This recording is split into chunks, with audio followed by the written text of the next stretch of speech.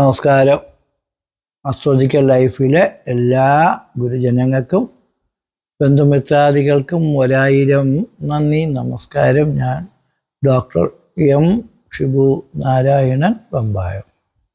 എല്ലാവർക്കും 1202 പുതുവർഷ ആശംസകൾ നേരുന്നു. പൂയ നക്ഷത്രക്കാരുടെ ഈ പുതുവർഷ ഫലത്തെയാണ് പറയാൻ പോകുന്നത്.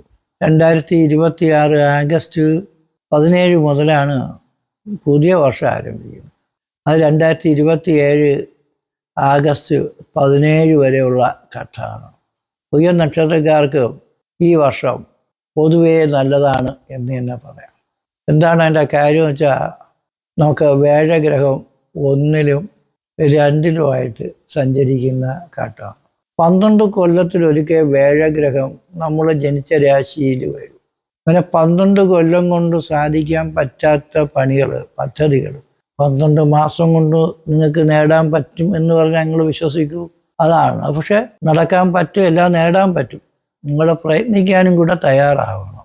കാരണം വേഴം ഒന്ന് നിൽക്കുമ്പോൾ നമുക്ക് എല്ലാ ഇരുട്ടും മാറി വെട്ടം കിട്ടുന്നത് പോലെയാണ്. നമുക്ക് നല്ല ഈശ്വരാനുഗ്രഹം തെളിഞ്ഞ് കിട്ടും.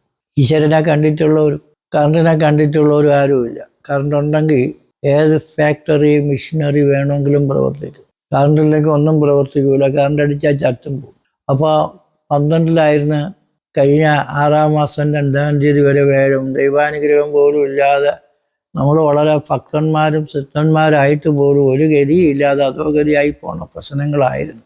ഇപ്പം നല്ല സമയം. വേഴം 1 വരുമ്പോൾ സുഖസ്ഥിതി, ജയ, ആരോഗ്യാർത്ഥ സമ്പത്തയ, കീർത്തിസ്ഥാന വിശേഷ ലബ്ധിരിധി വിജ്ഞയങ്കല് പ്രച്ചതാണ്. സുഖസ്ഥിച്ച മനസ്സിനും ശരീരത്തിനും സുഖം കിട്ടുമെന്നും എല്ലാ കാര്യത്തിനും വിജയം കിട്ടുമെന്നും ആരോഗ്യവും അർത്ഥസമ്പത്തുക്കളും കിട്ടും. ആരോഗ്യ അസുഖങ്ങളൊക്കെ മാറും.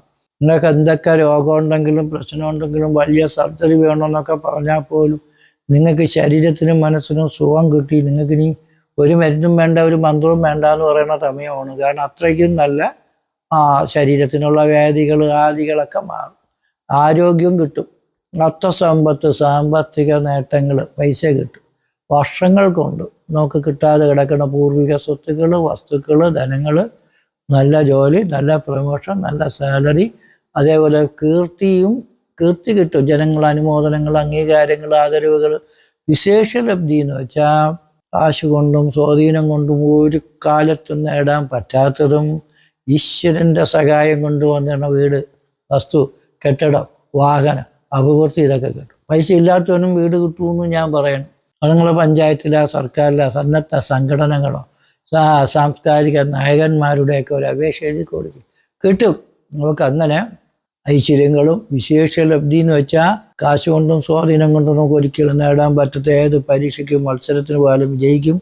അതേപോലെ ഡൊണേഷൻ കൊടുക്കാതെ അഡ്മിഷൻ കിട്ടും. ഡൊണേഷൻ കൊടുക്കാതെ ജോലി കിട്ടും. നിങ്ങളുടെ ബുദ്ധിയും ശക്തിയും കുറച്ച് പ്രയത്നം കൊണ്ട്, മണി പവർ ഇല്ലാതെ മാൻ പവർ കൊണ്ടും നമുക്ക് രക്ഷപ്പെടാം. ഗോഡ് പവറും ഈശ്വരൻ്റെ സഹായവും ഉണ്ടെന്നാണ്. അപ്പോൾ അതുകൊണ്ടൊരു പവർ നമുക്ക് കിട്ടുന്ന സമയമാണ്. അത് കഴിയുമ്പോൾ 2-ലേക്ക് വേഴം വരും. 2-ൽ വേഴം വരുമ്പോഴും വിദ്യ, കുടുംബം, ധനമാണ്. വിദ്യാഭ്യാസ മേഖലയായിട്ട് പ്രവർത്തിക്കുന്നവർക്ക് വിദ്യാഭ്യാസ ഗുണങ്ങൾ കിട്ടും.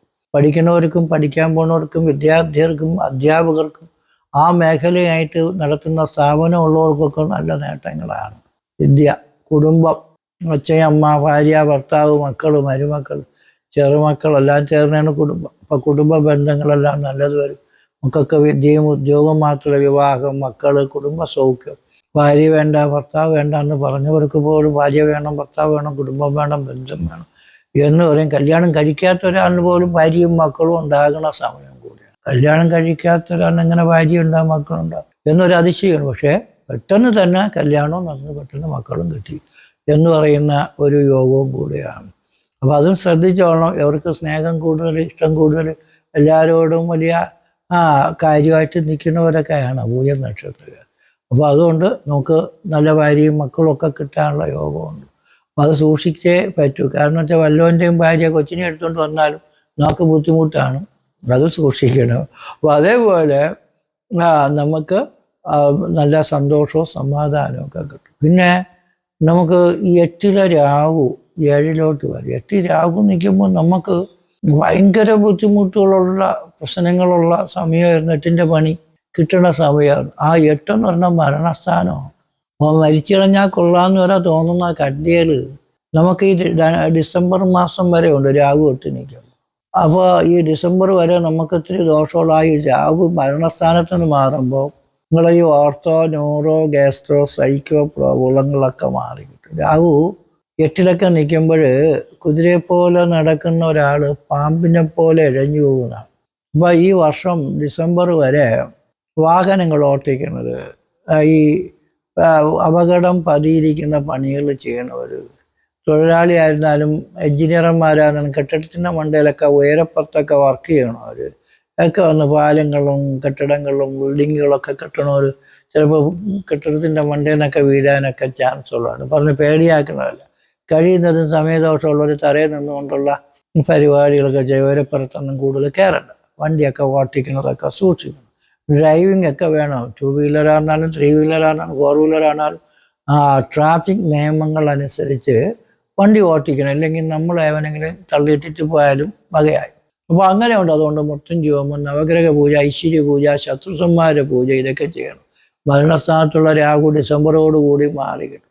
പിന്നെ ഭാഗ്യസ്ഥാനത്ത് സഞ്ചരിക്കുന്ന ശനി 10ലേക്ക്, അതും ഡിസംബറിലാണ് വരുന്നത്. അപ്പം നമുക്ക് തൊഴിൽ സ്ഥാനത്ത് 10ൽ വരും. ശനി 10 വരുമ്പോൾ കണ്ടക ശനി എന്ന് പറയും. കണ്ടകം കൊണ്ടേ പോകുള്ളൂ എന്നാണ് പറയുന്നത്. അപ്പം നമുക്ക് ഇത്രയും നല്ല സമയത്ത് ശനി 10 വരുന്നത് കൊണ്ട് വലിയ കുഴപ്പം ബാധിക്കില്ല. എങ്കിലും നിങ്ങൾക്ക് തോന്നും ആ കച്ചവടം അങ്ങ് മതിയാക്കാം, എനിക്ക് നല്ല ജോലി ഉണ്ടെങ്കിൽ ഇത് വേണ്ട, ഏതെങ്കിലും വേറെ പരിപാടി ചെയ്യാം, അല്ലെങ്കിൽ ഇതൊരു പ്രോഫിറ്റ് ഇല്ല, കമ്മീഷൻ ഇല്ല, മെച്ചമില്ല എന്നുകൊണ്ട് ഇത്രയും നാളും നല്ല രീതിയിൽ നമ്മൾ നടത്തി പോന്നിരുന്ന പ്രവർത്തനങ്ങൾ പെട്ടെന്ന് വേണ്ട എന്നൊക്കെ തോന്നും. അങ്ങനെ നിങ്ങൾ ചെയ്യാൻ പാടില്ല. പുതിയൊരു ജോലിക്ക് ശ്രമിക്കുന്നത് തെറ്റൊന്നുമില്ല.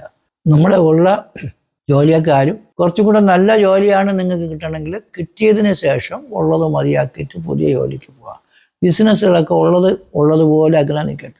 പെട്ടെന്ന് അത് നമുക്ക് മെച്ചമല്ല എന്ന് തോന്നി എല്ലാം അടച്ചു പൂട്ടി പോകാൻ ശ്രമിക്കരുത്. സമാധാനമായിട്ട് നമുക്ക് കാര്യങ്ങൾ ഉള്ളത് നിലനിർത്തിയാൽ തീർച്ചയായിട്ടും നിങ്ങൾക്ക് രക്ഷപ്പെടാം. കഴിഞ്ഞ 3.5 കൊല്ലം ഈ ശനി 8ലും വേഴം 12ലൊക്കെ നിന്ന കാലഘട്ടം നമ്മൾ അനുഭവിച്ചു ഉപ്പാടും. അത് വെച്ച് നോക്കിയാൽ ഇപ്പം നമുക്ക് ഭയങ്കര അഭിവൃദ്ധി കിട്ടുന്ന സമയം. പിന്നെ ജാതകത്തിൽ നമ്മളൊന്ന് പരിശോധിക്കണം. ചില ആൾക്കാർ എത്ര കിടന്ന് അധ്വാനിച്ചിട്ടും പരിശ്രമിച്ചിട്ടും രക്ഷപ്പെടാത്ത ആൾക്കാർ എത്രയോ പേര് നമ്മളെ കുടുംബത്തിലും നാട്ടിലും. അവർ നമ്മളെപ്പോലെ പൈസ ഉണ്ടാക്കണമെന്ന് ആഗ്രഹിച്ചവരല്ലേ. നമുക്ക് പൈസ ഉണ്ടാക്കണമെന്ന് ആഗ്രഹമില്ലേ? എന്തുകൊണ്ട്? ചിലപ്പോൾ ഉണ്ടാവണം, ചിലപ്പോൾ ഒന്നും കിട്ടണില്ല. എന്തുകൊണ്ട്? ഇപ്പൊ ഏതൊരു പ്രവൃത്തി ചെയ്യണവനും ചില സമയങ്ങളിൽ നമുക്ക് നല്ല ഭാഗ്യങ്ങൾ കിട്ടും, ചില സമയങ്ങളിൽ കുറവുകൾ സംഭവിക്കും. രാത്രിയും പകലുള്ളതുപോലെ എപ്പോഴും പകലായിട്ടിരിക്കില്ല, എപ്പോഴും രാത്രിയായിട്ടിരിക്കും. ഒരു രാത്രി ഉണ്ടെങ്കിൽ ഒരു പകലുണ്ട്, അതും നമുക്ക് പ്രതീക്ഷയാണ്. അപ്പൊ അതേപോലെ നമുക്ക് കണ്ടക ശനിക്ക് മൃത്യുഞ്ജയോമം, ഐശ്വര്യപൂജ, ശത്രുന്മാര പൂജ, സർപ്പപൂജ ഇതൊക്കെ ചെയ്യണം.